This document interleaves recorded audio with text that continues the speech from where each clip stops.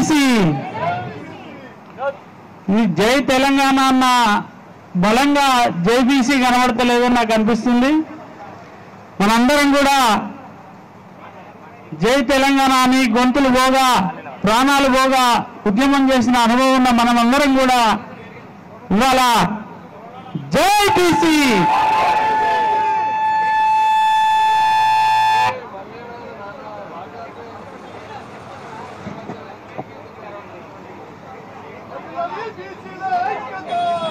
ఒక్కసారి మిత్రులారా, hello mic ఒక్కసారి మీరు మైక్ చెక్ చేయండి బ్రదర్. ఇక్కడ ఊకే సౌండ్ వచ్చి మాట్లాడుతున్న వాళ్ళకు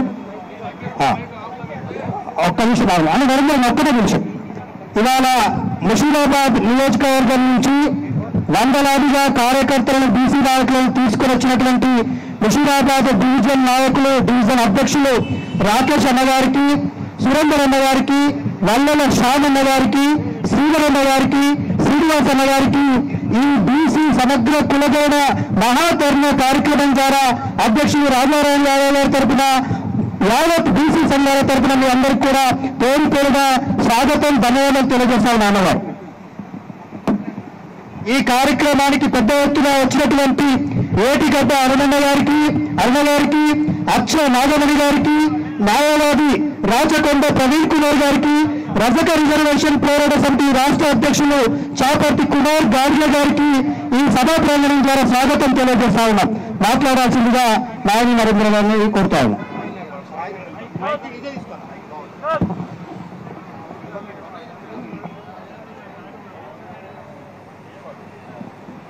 మిత్రులారా,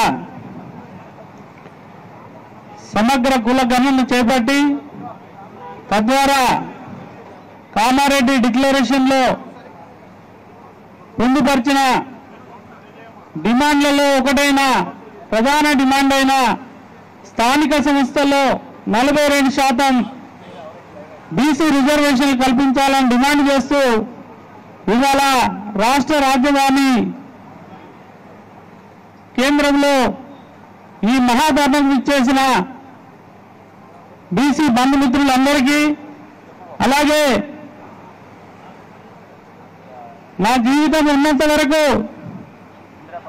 బీసీలకు న్యాయం చేసే వరకు, న్యాయం జరిగే వరకు పోరాడతామని కంకణం కట్టుకొని ఈరోజు మనందరినీ కూడా ఇక్కడికి జమ చేసిన ఈ యొక్క మహాధర్మకు సభాధ్యక్షత వహిస్తున్న రాజారామన్నకు, అలాగే మిగతా పెద్దలు, మాజీ రాజ్యసభ సభ్యులు ఆనంద్ భాస్కర్ గారు, పుట్టం పురుషోత్తం అన్న, మిగతా అందరికీ పెద్దలకి పేరు పేరున బీసీ ఉద్యమ వందనాలు తెలియజేస్తూ ఇవాళ బీసీ పోరాటం ఈ 75 సంవత్సరాల స్వాతంత్రం వచ్చిన దగ్గర నుంచి కాదు, గత 2000 సంవత్సరాల నుంచి ఈ దేశంలో బీసీల పోరాటం జరుగుతూ ఉంది. ఈ దేశాన్ని విదేశీ పాలకులు దండెత్తి పాలించిన ప్రతి సందర్భంలో కూడా బీసీలు సముఖలవుతున్న చరిత్ర చాలా ఉంటుంది.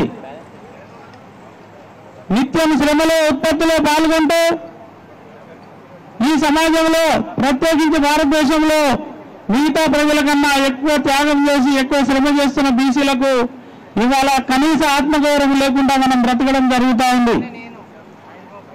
ఇవాళ స్వాతంత్ర పోరాటం ద్వారా దేశానికి స్వాతంత్రం వస్తేనే ఈ దేశ ప్రజలకు ఆత్మగౌరవం వస్తుందని ఆనాడు స్వాతంత్ర పోరాటం చేశాం.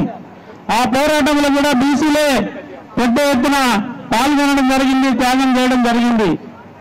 మరి ఆ పోరాటం చేసి సాధించుకున్న భారతదేశంలో మరి అట్టడుగు వర్గాలైన ఎస్సీ ఎస్టీలకు రాజ్యాంగపరమైన హక్కులు అన్ని ఇచ్చారు.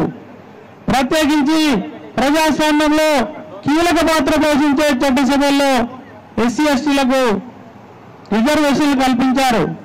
మరి బీసీలకు ఎందుకు కల్పించలేదనే విషయము ఆలోచిస్తే ఈ దేశాన్ని అప్పటి వరకు ఉద్యమంలో కొనసాగించిన రాజకీయ నాయకులు కావచ్చు, ఆధిపత్య వర్గాలకు చెందిన వారు కావచ్చు, బీసీలకు చట్టసభల్లో వాటా లేకుండా చేయడం అనే ఒక కుట్ర జరిగిన విషయం మనందరికీ తెలిసిందే. ఆనాటి నుండి ఈనాటి వరకు పోరాటం చేస్తూనే ఉన్నాం మన హక్కుల కోసం, మన వాటా కోసం. అయినా ఎక్కడ కూడా మనకు అవకాశం కల్పించడం లేదు. తర్వాత దేశ స్వాతంత్రం సమయంలో దేశ స్వాతంత్రం వచ్చినాక రాజ్యాంగ సమయంలో మనకు జరిగిన అన్యాయాన్ని మనం ఎదురించలేని ఒక దీన స్థితిలో ఉన్నాము. దానికి ప్రధాన కారణం ఏంటంటే ఈ దేశంలో మిగతా ప్రజల కన్నా ఎక్కువ శ్రమ చేస్తూ ఎక్కువ నిత్యం శ్రమలో మునిగి తేలుతున్న ప్రజలు ఎవరన్నా ఉన్నారంటే వారందరూ కూడా బీసీలేనని, నిత్యము రెక్కాడితే డొక్కాడని బీసీలు వాళ్ళ రాజ్యం కోసమో వాళ్ళ రాజ్యాధికారం కోసమో వాళ్ళ హక్కుల కోసమో పోరాడే స్థితి లేని ఒక దుస్థితిలో మనం ఉన్న పరిస్థితిని మనం ఒకసారి గుర్తు చేసుకోవాలి. అట్లాగే దేశంలో ఏ ప్రాంతాల్లో ఆ ప్రాంతాలకు సంబంధించిన ఎన్ని పోరాటాలు జరిగినా ఆ పోరాటాలలో బీసీలు ఎక్కువ సమిధలైన విషయం అందరికీ తెలిసిందే. ప్రత్యేకించి ఇటీవల కాలంలో తెలంగాణ ఉద్యమంలో కూడా బీసీలు పెద్ద ఎత్తున పోరాటం చేయడం జరిగింది. బీసీల పోరాటం ద్వారా కుల సంఘాల ద్వారా ఆ కుల సంఘాల వృత్తుల ఆధారం మీద ఎన్ని పోరాటాలు చేసి తెలంగాణ సాధించుకున్నాం మనందరికీ తెలిసిందే. తెలంగాణ సాధన కోసం ఆత్మహత్యలు చేసుకున్న వారిలో కూడా బీసీలు ఎక్కువ ఉన్నారనే విషయం మనం గుర్తుంచుకోవాలి. ప్రత్యేకించి ఈ దేశంలో ఉత్పత్తి శ్రమలో పాల్గొనడమే కాకుండా బార్డర్లో మనమే ఉన్నాము. ఇవాళ మనం నిత్యం దోపిడీ చేసి పాలించే పాలకులకు బాడీ గార్డులకు కూడా మనం బీసీలు ఎక్కువ మంది ఉన్నామనే విషయం మనం గుర్తు చేసుకుంటే ఇలా ఒక్కొక్కటి చెప్పుకుంటూ పోతే బీసీల సమస్యలు కోకొల్లు అనే విషయం మనం గుర్తుంచుకోవాలి. చివరిగా మనం ఇవాళ మన వేదికకు మహాధర్నాకు విచ్చేసిన మన మహానాయకుడు ఆర్ కృష్ణన్నకు స్వాగతం, సుస్వాగతం.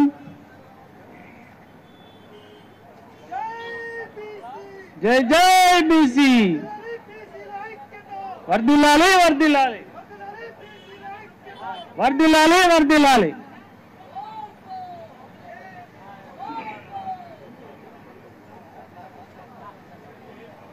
మిత్రులారా,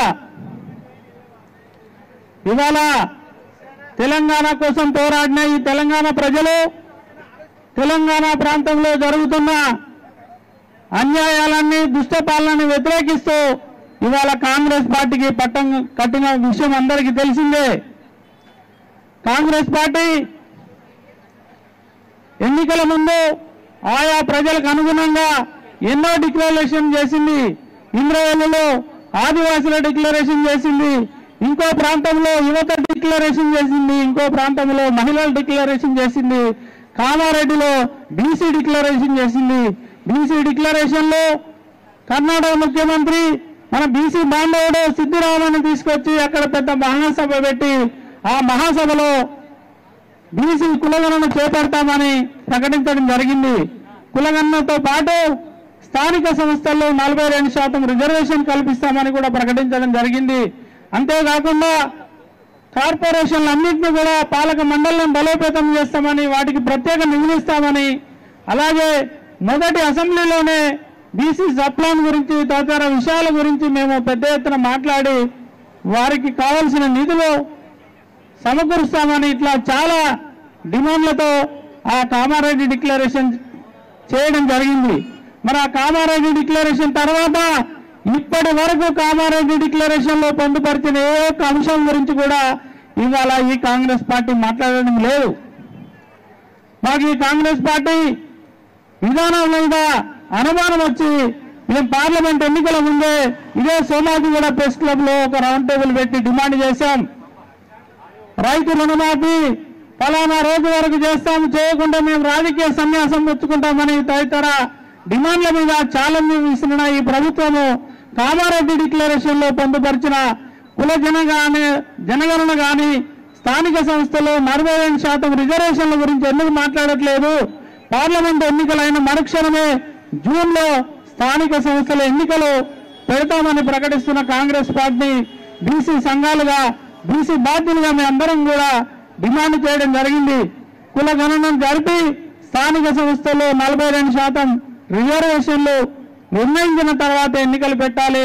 దాని గురించి పార్లమెంట్ ఎన్నికల ముందే పార్టీ ప్రకటించాలని కూడా డిమాండ్ చేస్తే ఇప్పటి వరకు ఆ పార్టీ నుంచి అధికారికంగా ఒక్క విషయం కూడా బయటికి రావడం లేదు.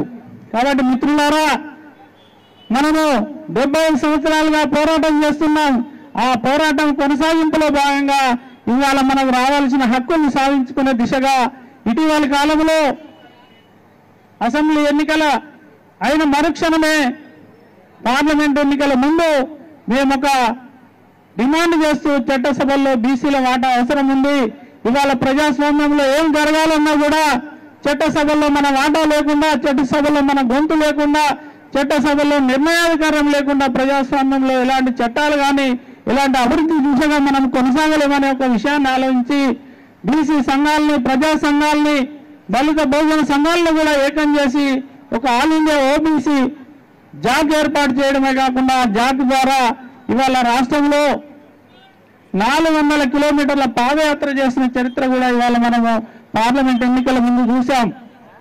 400 కిలోమీటర్ల పాదయాత్రలో ఎన్నో మండలాలు, ఎన్నో గ్రామాలు, ఎన్నో నియోజకవర్గాలు పర్యటన చేసి ప్రజలందరినీ కలిసి కూడా చట్టసభల్లో బీసీల వాటా కావాల్సిందే, చట్టసభల్లో బీసీల వాటా ఏర్పాటు అయినాడే ఈ బీసీల బతుకులు బాగుపడతాయంటే చట్టసభల్లో బీసీల వాటా గురించి ఏ ఒక్క పార్టీ కూడా మాట్లాడని ఒక దుర్మార్గమైన స్థితి మనం చూస్తా ఉన్నాం.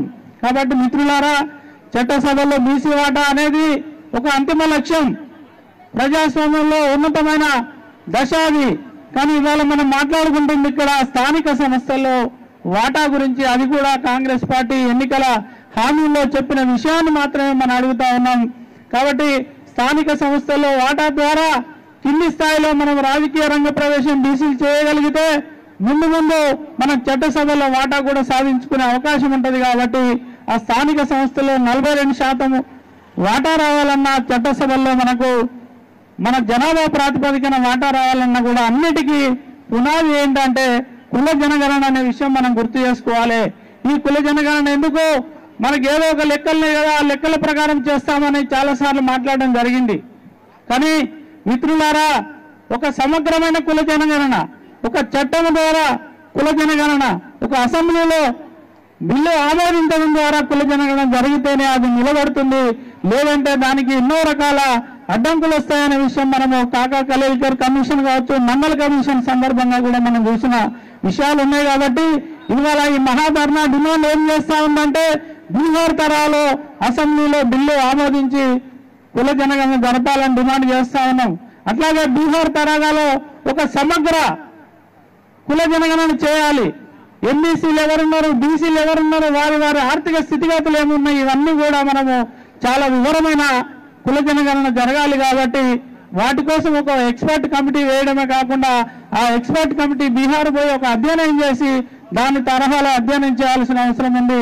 ఇలాంటి ఎన్నో డిమాండ్ల మీద ఇవాళ మనం చేస్తున్న మహాధర్నాన్ని మనం విజయవంతం చేసుకొని ఈ కార్యక్రమాలు, ఈ పోరాటాలు కొనసాగించి అంతిమంగా మన లక్ష్యాన్ని చేరుకునే వరకు కొనసాగించాల్సిందిగా ఈ యొక్క ధర్నాకు వచ్చిన ప్రతి ఒక్కరు కూడా పేరు పేరున మరొకసారి ఉద్యమ వందనాలు తెలియజేస్తూ ముగిస్తున్నాను. జై బీసీ.